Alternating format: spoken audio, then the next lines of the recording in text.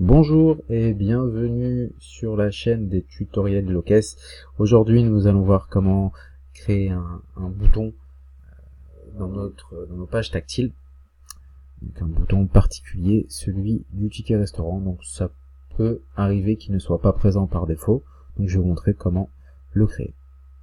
Donc déjà pour avoir accès à nos pages tactiles, il suffit d'aller en haut à droite dans Paramètres, touche tactile. Donc allez sur la page que vous souhaitez, vous voulez qu'il apparaisse. Moi je vais prendre cette page là, K01, je double-clique dessus.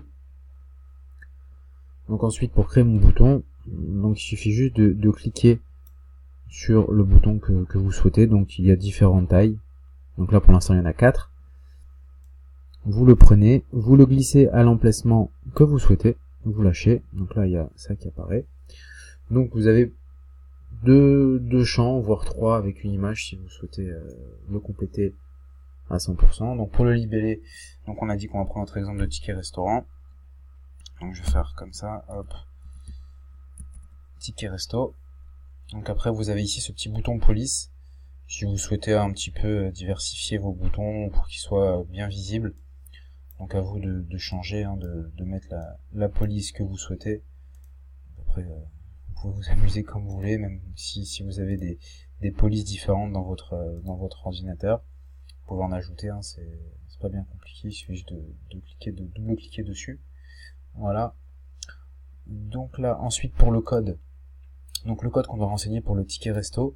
Donc ici vous avez différentes fonctions.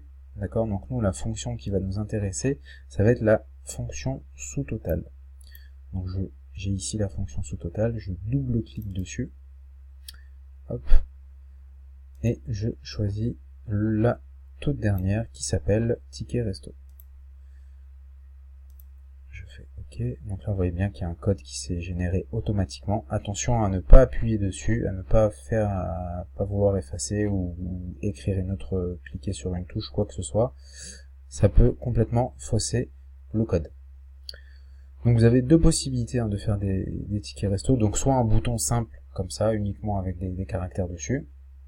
Donc ça marche très bien. Voilà. Ou vous créez en fait un autre bouton, pardon. Toujours avec le même ticket resto. Donc là on n'est pas forcément en fait de mettre de libellé, vous allez comprendre pourquoi. Le code par contre on est toujours obligé de mettre une fonction, donc je vais reprendre exactement pareil. Sous total.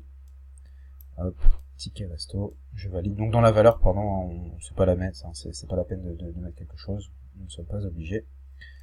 Je fais OK. Et là en fait, au lieu de mettre un libellé, je vais directement rajouter une image. Donc comme pour ma pizza tout à l'heure, j'accède donc à mon ordinateur avec tout ce que j'ai dedans.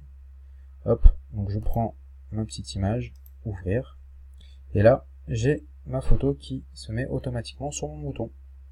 Donc après à vous de régler la couleur de votre bouton. Donc là vous avez une petite palette de couleurs proposées. Par exemple, je vais prendre du blanc pour que ça ressorte bien. Vous voyez, après vous aurez pu très bien mettre une autre couleur, mais là je pense que le blanc ça passe le mieux. Et je valide. Donc voilà. Donc là en fait on a deux possibilités de créer ce bouton. Bon, j'ai pris l'exemple pour le ticket resto, mais ça peut très bien être aussi pour un article. Donc soit mettre une petite image, ou rester uniquement sur un libellé simple. Et surtout, ne pas oublier d'enregistrer avec la petite flèche verte. En haut à droite, et celle-ci aussi. Voilà, c'est tout pour la création d'un bouton ticket resto. Merci d'avoir suivi cette vidéo. Et n'hésitez pas à vous abonner à la chaîne pour rester informé des nouvelles mises à jour de votre logiciel. Merci.